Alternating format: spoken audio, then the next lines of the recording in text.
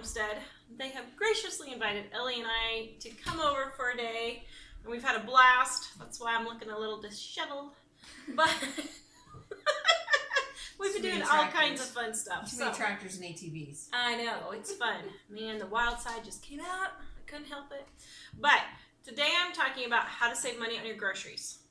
So you guys have spent about $500 a month for 9 people with groceries. One is gone now, so you're down to 7, but still. And so I wanted to share with our viewers how you guys do that. So tell me how you do it. He does the shopping. I actually do. The shopping, do you? I actually do. He does. But we have a different kind of take on a lot of this anyway, because we like to grow a lot of the food that we eat. So we normally have a garden. We don't have one right now just because we moved, but we normally have a garden. We normally have chickens, so we have eggs and we raise our own chicken. And there's a lot of stuff that you can do that's cheap, even if you live, you know, in a very rural or even urban setting that doesn't take a lot of money and really offsets your grocery bill. But so for those of you who are homesteaders, you know, or self-reliant, you know what I mean. But I figure what we can do is we can talk about the stuff that everybody can benefit from, the tips that we do that everybody does or could do. Yeah. And with that, I will give you the intro, Mama. But it's one of the biggest secrets ever is the Aldi grocery store. Oh my goodness! Gotta love Aldi. Aldi is amazing. Their store brand products taste delicious. They do. Their mayonnaise and they're inexpensive. Yes, they're not cheap. Cheap is I don't like that word cheap. That's true. I would like to say they're inexpensive. Yeah. Because cheap just... They're tasty and inexpensive. They are tasty and delicious. They have so many different products that line up with name brand products, but they are a third of the price. Yeah. And you know, one of the practical tips that we do is don't go shopping hungry. No. I don't care if you got to go to McDonald's and buy a cheeseburger before you go. The cost of that cheeseburger is going to save you so much money in stuff you would have thrown in the cart because you're like, oh, this looks good. Yeah. That looks good. Another thing that we found is the mainline grocery stores like Kroger and Walmart and all that. They will put the stuff that they don't make as much profit on either really low on the shelves or really high on the shelves. So if you're looking for peanut butter, don't just look at eye level because that's going to be your most expensive stuff, the stuff they make the most money on profit-wise. And one tip that I have is that not always buying in bigger is going to save. No. Sometimes down at the bottom, the big oatmeal is actually more expensive per ounce than the small oatmeal. I always keep a calculator with me in case the price per ounce is not on there. Right. And I quickly, it takes me 10 seconds to type it in because I can't figure out what 369 divided by 14 is. But really? Wow. But my calculator can. It takes me 14 seconds and then I know if I'm getting a good deal or not. Right. Yeah. Right. No, that is a great idea. And actually figure your prices. Because you guys were telling me how you just got pigs. And I was like, yeah, but are you going to actually save money by the time you have to butcher them and give them food and all that? So we sat and figured, and you guys said you paid like $75 for pigs. Each pig, yes. But they are totally eating completely free food. So leftovers, scraps, kitchen stuff we scraps. get from the neighbors. Yes, all the kitchen scraps. We cut grass from the yard and we give that to the pigs. They absolutely love to eat grass and it's great. It's great for them. Okay. Well, so then I was like, but what about butchering? Because that's really expensive. But you told me it's like $1 a pound. No, less than 54 cents a pound. 50 cents a pound. 50. Okay. About 50 cents a pound. At the local butcher here. Now that price is not the same everywhere. It is different per butcher. In Colorado, it's a lot higher. Yeah, where we were in Ohio, it was more than double. Yeah, in Colorado, it's like $3 a pound. Because I've looked into it to like go into a half cow or quarter cow or whatever. And it would have ended up being like $6 or $7 a pound. And I'm like, that's not not worth it. It's just, it's not. I can get hamburger for 99 cents or $1.99. That's not worth it. Right. But for you guys, we figured by the time you pay for feed, the pig, everything, it was still only going to be $1.25 a pound. Right. Yep. Right. So and for us, it's huge knowing what we put in the animal. Exactly. You know, and you know, I'm not going to get on a soapbox here, but the way the animals are treated in commercial operations is deplorable. It is awful. And so knowing that we cared for those animals and we took care of them, and they're going to in turn take care of us is a huge thing. Yeah. Exactly. We're going to give them a nice warm shelter for the winter and give them super healthy food and protection away from predators, and then they will in turn provide food for our family. Yeah, the way we look at it is they have a life of comfort and only a moment of discomfort. Exactly. Yeah. Exactly. So you were talking about your garden. So I'm assuming, well, I've seen on your videos your other big garden, but do you can? Yes. What do you do with your garden produce? We can. We can. Yes, we can. But do you can? Your cans. Yes, we do can our cans. Okay, what kind of things do you can? Our pickles or our cucumbers. We will can those. We will make tomato sauce, tomato soup. All manner of vegetables. Yeah, potatoes are my favorite to can. They taste delicious. You can easily open up a can of potatoes, drain off the liquid. You can make mashed potatoes. You can make potato salad. You can cut them into smaller pieces and make home fries. Oh, it's so good. One of the best money savers, though, and we save, I think we figured out it was almost $350 a year, is making your own broth. So when you buy a chicken, let's say you buy a chicken and you just keep the carcass, throw it in the freezer for when you want to do your canning, and make you up a big mess of broth, and all you're really doing is putting in a little bit of celery, a little bit of onions, a little bit of this, carrots, and you can up that broth, and we figured it's almost $4 per quart at the store, right? Yeah. And what you got to use it for gravies, you got to use it for soups, you use it for everything, and that adds up a lot. Oh yeah. So beef broth, vegetable broth, chicken broth. It's super healthy. And it costs us what did you say it was? It was ridiculous. It was like 20 cents a quart. Yeah, for us to can our own broth, and when we can it, we can 50 to 75 at a time. Yeah, we do it a lot at once because that way the goal is for us to do it once. That gets you through the whole year. Yeah. And I mean, think about all the ways that you use broth, and if you're making soup. And we have a lot of kids, so when you're making soup, you're not going to use 1 quart of broth. You're going to use a lot more. We use 2 and 3 sometimes. Yeah, but that's a huge money saver there, and that's one of the things that's super easy. And even if you don't, raise your own animals or whatever, you can go to the butchers. You can go to your store and ask them for the carcasses, and they'll usually give them to you. And if they they'll charge you like 50 cents or something like that. Right. But it's a huge savings. Yeah. Well, even if you don't want to go to your butcher and get a raw chicken carcass, if you buy those rotisserie chickens from Sam's or Walmart or Costco, keep the bones. Now, you don't have to cook the broth then. You can put it in a Ziploc bag and throw it in the freezer. That's what we do with our turkeys. After Thanksgiving, we're too tired to deal with the turkey carcass, so we just throw it in a bag. Yeah. You get 2 or 3 carcasses, then you've got a big pressure canner, and you just make a ton of broth all at once.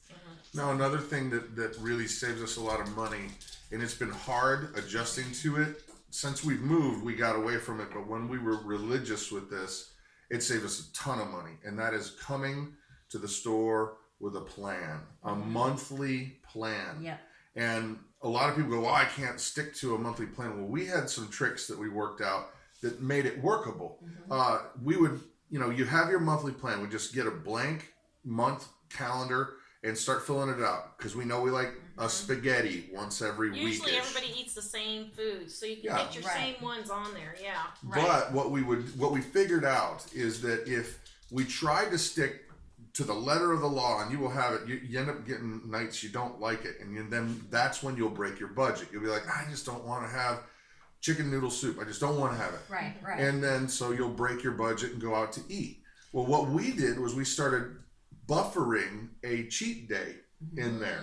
where you can have 3 or 4 cheat days during the month, but you have to swap it out with something else. Yeah, that makes sense. And that helped a lot. But having a plan, coming to the store with a plan helps huge. And not only just you won't overbuy, but you'll also figure out, well, all these stores right here, well, they got a great sale on roast beef right now with this. They don't over here at this other place. It's nearby. So you can really, really pick and choose which store you go to. However, I will caution you though, don't get in the habit of going to too many stores because you'll end up spending that money in gas. Right. Yeah, if they're too far away. Yeah. Exactly. Yeah, I kind of pick the top stores or the store I'm by that week because in Colorado we have to drive a ridiculous amount to get to any store, kind of like you guys now, but I mean we really have to drive to get stores. So wherever I'm, whatever appointment, I'll hit that store. And so even if something's on sale at another place, I won't make a special trip because it's not worth my time or energy to drive 20 miles. So yeah, you got to be careful with that. So let's see. So you got a meal plan. You guys do can. And you have a garden. And you grow your own food. That pretty much hits it all. I think you guys do, and Aldi's. So I think you guys hit it all. Well, and a lot of people ask, well, okay, what is the real cost of raising your own animals? Like we figure that in. We figure that into our meal budget. We figure that in. Now, we have a cow that we use for milk. It doesn't cost us much at all to feed her because we purchased hay really, really inexpensively, and she's grass-fed outside.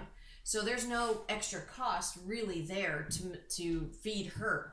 There was an initial cost, obviously, buying the cow. Well, you're buying the cow. But we were going to get her anyway. And we got her calf, and So have you gotten enough gallons of milk out of the cow to cover the cow? I don't know yet because we won't. Well, not this cow, but I mean before your other cow. Yes. Oh yeah. Okay. Yeah. Oh yeah, and you make out like a bandit if you have the ability to have an animal like that, or even chickens and eggs. See, that's the real trick, guys, is finding the food for them cheaply.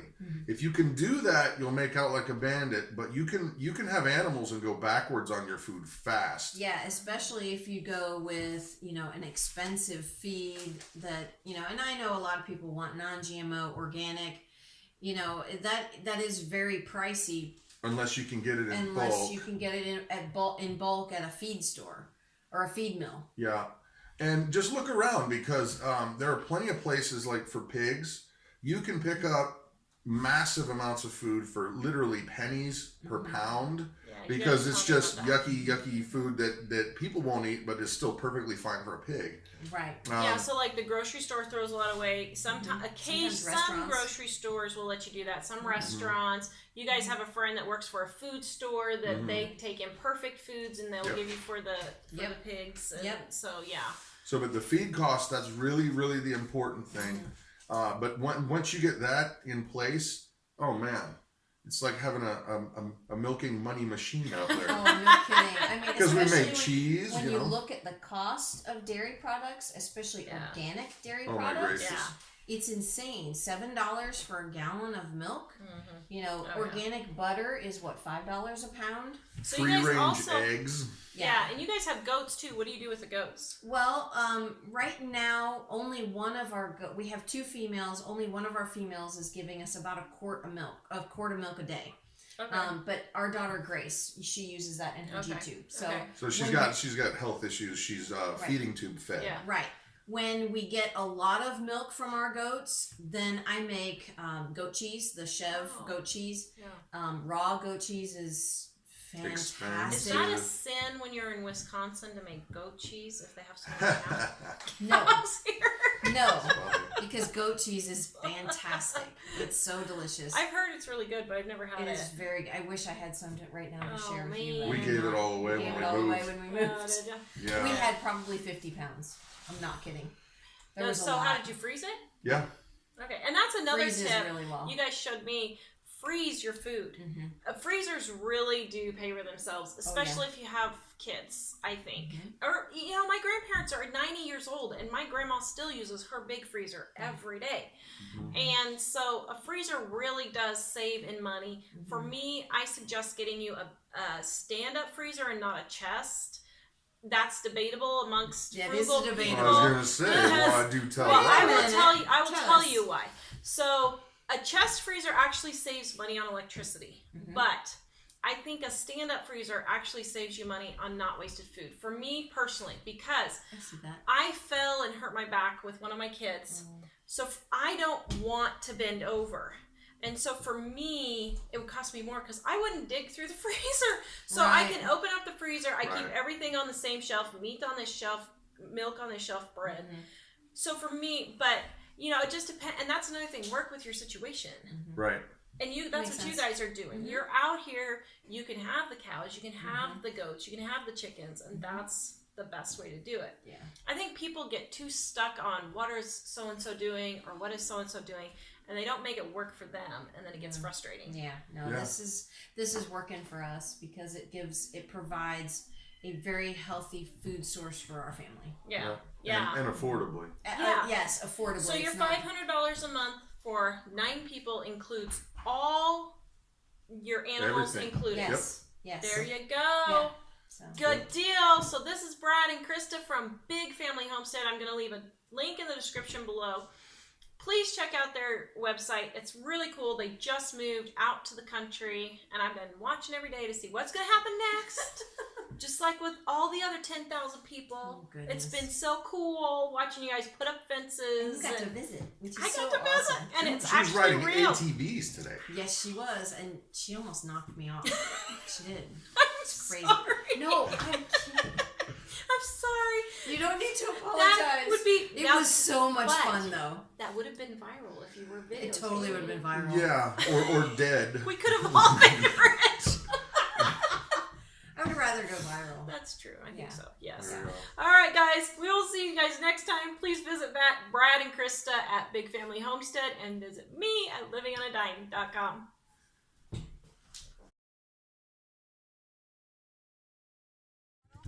That's all.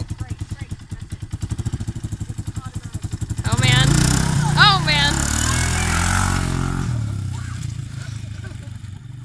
That was fast. Mom's going crazy. It's official. Oh my goodness. Okay, so I'm in a cheese factory in Wisconsin, and I have a cheese curd. It's squeaky. It's actually squeaky. Can you hear? It's squeaky. All right, no more. I hear squeaky is supposed to be good. Say hi, Grace. We're visiting Big Family Homestead, and they brought me to a cheese factory. So here's the thing. The cheese curds really don't have much taste. No. That's why they're better fried. Can I go watch some make cheese? That's why they're better fried. So now we got to go find some fried. Well, if they're better fried, why do people buy them without? I don't know. Maybe they fry them at home. Okay, guys, if you buy cheese curds, tell me why you buy them. I don't know. Okay, we're off to look for more stuff. Okay, so we're in an Amish bulk food store. Look at this. This is insane. Wow. Say hi, Ellie. Did you find something? Look at all that. That is crazy. And look, it goes clear down there. Alright, so they've got all of these flowers. And look at Chocolate Bavarian filling. Yum. $2.99. Yep, for 2 pounds. Do you know how many donuts you could make with that? They got strawberry, cream cheese. I bet that cream. Yum. Wow, Cloverdale Country Store is where we're at. This is crazy. Look at all these grains. Okay, so here's a tip. So, first of all, this is an oxymoron if I ever saw one. Isn't that crazy? Okay, but here is popcorn coconut oil. But if you look at the ingredients, it's just coconut oil with color. So just use coconut oil for your popcorn, guys. It's a whole lot cheaper. Okay, we got cheese curds again. Now, there's a cheese curd for anybody who's wondering. It's like a fried cheese something. Oops. Oh, thumb in the way. Okay, so here we go. Tilt off. Oh, Take what you want. is that better? I think I like the cheddar better. Cheddar better? Do you have a preference? Not yet. You guys go over there Still deciding. They still don't really have too much taste to me. Hello, so today I am here with Brad And Krista. I'm Krista. and Krista. Brad and Krista from Big Family Homestead. And they have kindly invited Ellie and I. Okay, Nana. Okay, try again. Nana, go lay down. Hello, I am. Take 3. Zen. Bring your inner Zen.